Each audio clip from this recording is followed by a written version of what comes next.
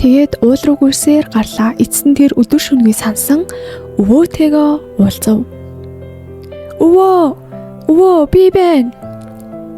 Өвөө.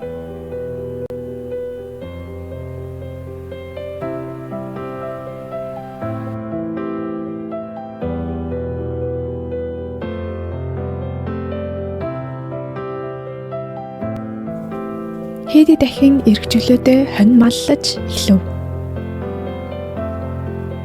Тэд модид орох майханд борооноос өөртөө хамгаалсан сууд нартай ногоон талбайд наран дээлж суулаа. Талхаа хамтхан эцэцгээв. Энэ л түүний хүссэн амьдрал байв. Хэйдийг өвөлж хичээд явуулахын тулд өвөө нь төр хугацаанд тосгонд нүүж ирэв. Өдөр өнгөрөх тусам Хэйди Клараг уламыг санав. Тэр бүгдийг цагтл болгон бичв. Бас түүнийг Кларад илгээв. Нөгөө талд Клара өөрийгөө буруутгаж байв. Тэр Хэйдидээ салах ёс хийгүүдээ харамсаж байлаа. Энэ бүхнийг Имэн ажиглаж байв. Имэн Клараг Хэйди рүү авч явахаар шийдэв. Уул нь хонь хариулж байсан Хэйди холоос Клараг олж хараад тэр Петрийг хөтлөн доглон гүйж очив. Клара чанга тэвэрлээ. Хоёр найзыг ингэж баярлаж байгааг хараад Имэн Клараг энэ хэд хоног үлдэхэр болов. Тэд дээврийн өрөөнд өвсөндүүд унтав. Хэйди Кларагийн хүнд бэлтэг авч хаяв. Мөн уул нь хэрхэн хооллохыг зав. Баян айлын охин болох Клара Хэйдийг даган аягны ёроолыг дорлож гараараа амаарчв. Клара ирснээс болоод ганцхан Питер л баяр хөөргө болов. Тэр хоёрыг салшгүй хамт байгааг хараад Хэйдигээс хонь харуулах уу хэмээн асуув.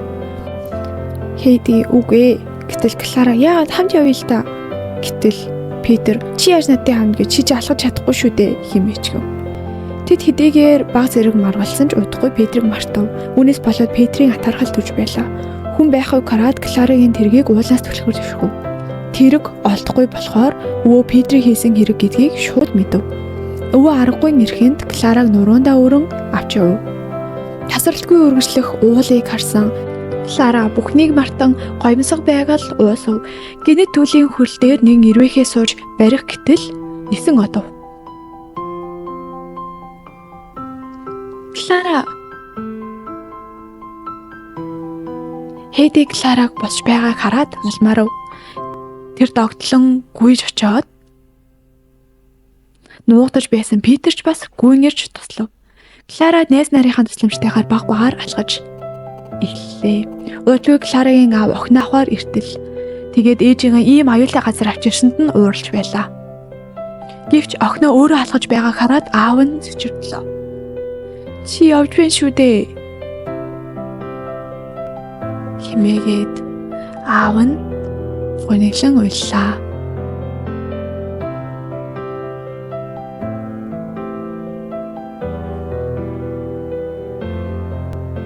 Эмээ Хэйдид үлгэрийн ном бэлгэллээ.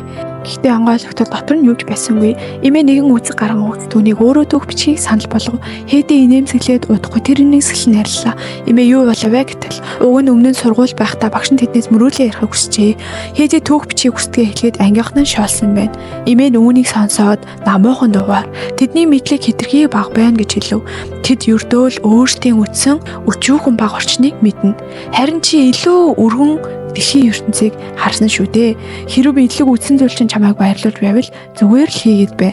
Бусад хүмүүс юу гэж хэлэх нь хамаагүй гэж хэлв.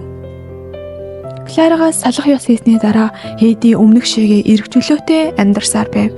Гэхдээ тэр нэг шин сонирхолтой болжээ. Тэр нь үзгээр түүх бичих явдал байлаа. Тэр олж харсан бүх сайхан зүйлсээ тэмдэглэн бичдэг болов. Магадгүй энэ л жинхэнэ амьдралын утга учир байх